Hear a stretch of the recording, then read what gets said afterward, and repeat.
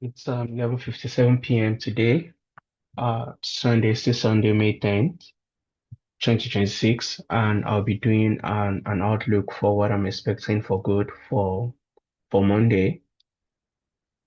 I would also be, as the week progresses, I'll be making videos a day before to talk about my daily bias and to also talk about my expectations for, the new week, the new month, the new quarter and the new days as the days progresses and as the week progresses. So, but for today, I'll just be dropping a video on what I'm expecting on gold for the week. So my bias for gold for the week is actually bullish, right?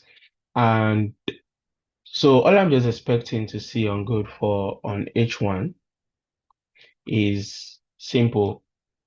The market has opened tonight and it opened with a gap on some other brokers. Let's try and check that. Let's try and check that out. So also I'll not only be looking at gold, I'll be looking at gold and XAG silver. So you could see the drop in price for most brokers as well. So usually basically all I'm just expecting on gold is price to break this buy close above.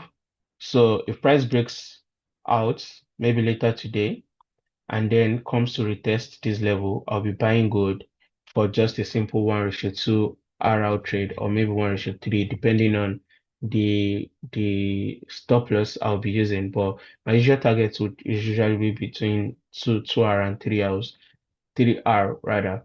So also let's look at silver. And as you know, gold and silver usually just have the same price action. But one thing I've realized or discovered is that silver usually like does more RR than gold in most cases. So let's say if you have a trade on gold and gold is probably giving you 2R and prices are reversing, silver can span a bit higher and give you maybe 3 hour or 4 hour before it also like starts reversing. But of course they work in tandem with each other and like they work together basically. So for silver as well, I'll be expecting price to get above this level today and buy. And also the end of my trading time is usually around 4 p.m., 3 p.m., 4 p.m., 5 p.m. or 6 p.m. So usually when it's about 4 p.m. West WAT, once it's 4 p.m., 5 p.m., 6 p.m., I will really not take any trades around that period. But of course, if I've had a good setup earlier in the day, I can hold it all the way depending on my perception and if price is aligning with my weekly and maybe even my monthly bias, I could hold. But regardless of what price would do on a long-term perspective, it is good to have two types of accounts. You want to have a short-term account for short-term trades, and you want to have a long-term account for long-term trades. So long-term trade ideas. So basically, all I'm just expecting is price to break above.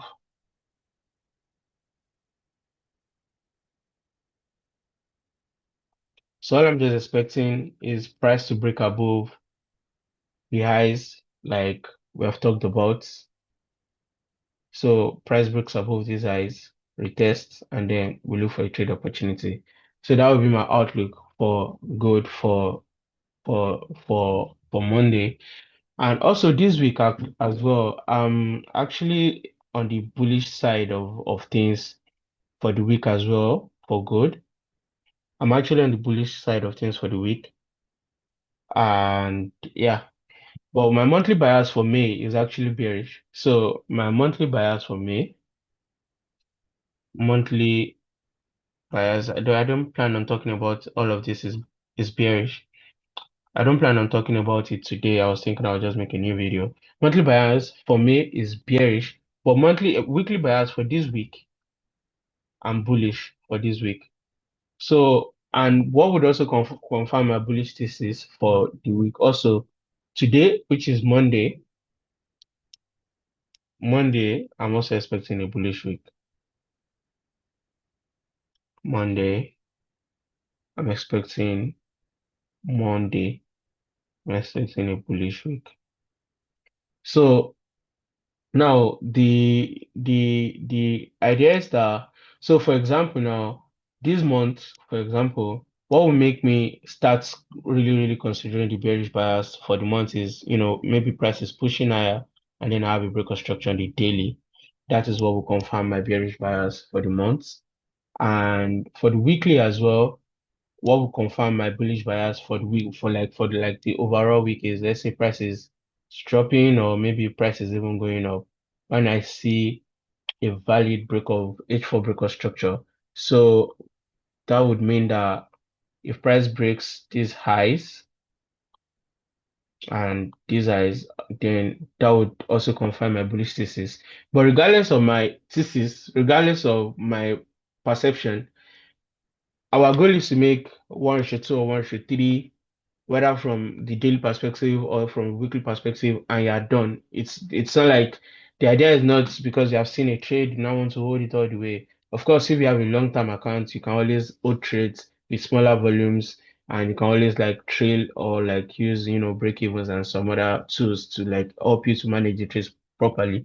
Though I really don't use break-evens because I feel like sometimes it's, yeah, you're just like, you just stepped out to probably get some time. Before you get back, you realize that price has taken you out and it's still like all the way up to the same level it was 30 minutes ago. So it happens like that. So that's one of the reasons why I don't use break even. So it's just best to like hold your trade for full volumes. But of course, if you're like holding trades for a long period and price has really moved, you can just put break even for the sake of it. So yeah, my bullish bias will be confirmed by, price breaking H4 structures, and my daily bias will be confirmed by price also breaking the H1 structure that we have highlighted, which is this. So this would confirm my daily bias, and these highs, that high will confirm my bullish bias for the week. But of course, my goal is to just make a trade that will give me 1/2, 1/3, and I'm done for that week from the weekly perspective. And I'll just also keep like looking at price as it keeps making higher highs and higher lows on the H4 time frame. And I'll just be following price like that until one of it breaks. Right? So that's going to be my outlook for Monday. So let's see the way price arranges itself as the day progresses, and then I'll be doing a video update, but I'll be uploading this as it is right now.